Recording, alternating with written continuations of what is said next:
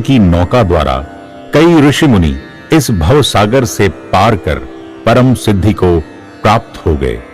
अर्जुन, इस ज्ञान के द्वारा जो मुझको प्राप्त हो जाते हैं उनका महासर्ग के समय जन्म नहीं होता और महाप्रलय के समय मरण नहीं होता, अर्थात जन्म मरण से पार हो जाते हैं। अर्जुन, मेरी मूल प्रकृति तो इसका उत्पन्न स्थान है।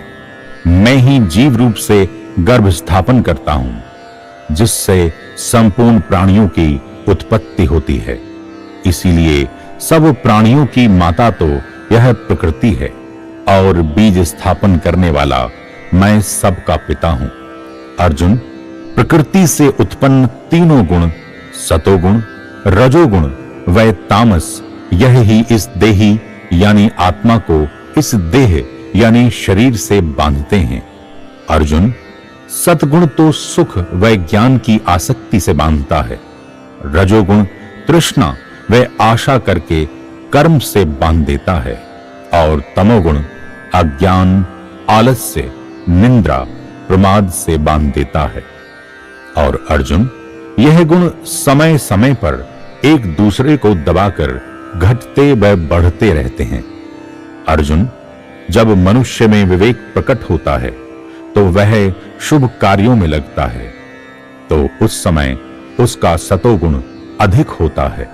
और अगर उसके मन में लोभ व नए नए कर्म करने का विचार है तो समझो कि रजोगुण की अधिकता है।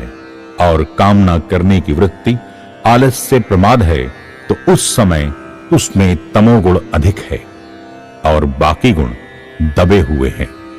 अर्जुन, सतगुण में रहते हुए जो मरता है वह उच्च लोकों को प्राप्त होता है।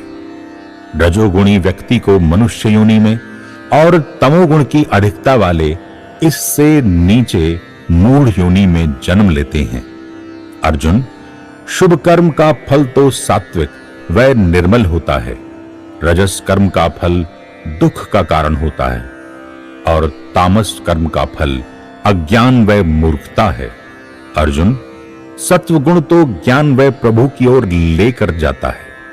रजोगुण कर्म व लोभ की ओर तथा तमोगुण आलस, प्रमाद व मोह की तरफ ले जाता है।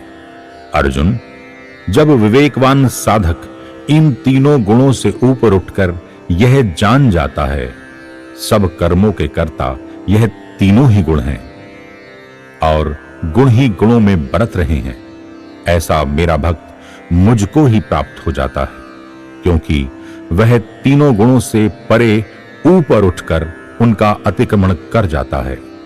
क्योंकि वह जान जाता है कि इस शरीर को उत्पन्न करने वाले तीनों गुण प्रकृति से हैं। इसलिए ऐसा साधक मुझ में स्थित होकर जन्म मरण से पार होकर अमरता का अनुभव करता है और दुखों से रहित हो जाता है। अब अर्जुन कहता है, प्रभु, आपके भक्त के लक्षण क्या होते हैं? वो कैसा आचरण करता है और वो कैसे तीनों गुणों से पार हो जाता है? इस पर भगवान कहते हैं, अर्जुन, मेरा भक्त ये जानता है कि गुण ही गुणों में बरत रहे हैं। इसलिए अर्जुन, वह विचलित नहीं होता और समभाव से अपने स्वरूप में स्थित रहता है और वह सुख दुख में सम रहता है और मिट्टी सोने को एक मानता है। मान अपमान, मित्र शत्रु में समता में स्थित रहता है और वह नए नए कर्मों को आरंभ नहीं करता, क्योंकि वह गुणातीत हो गया है। ऐसा भक्त ही ब्रह्म प्राप्ति का अधिकारी होता है और सुख दुख का आधार केवल मैं ही हूं। इसलिए ऐसा भक्त तीनों गुणों को पार करके मुझको ही प्राप्त हो जाता है।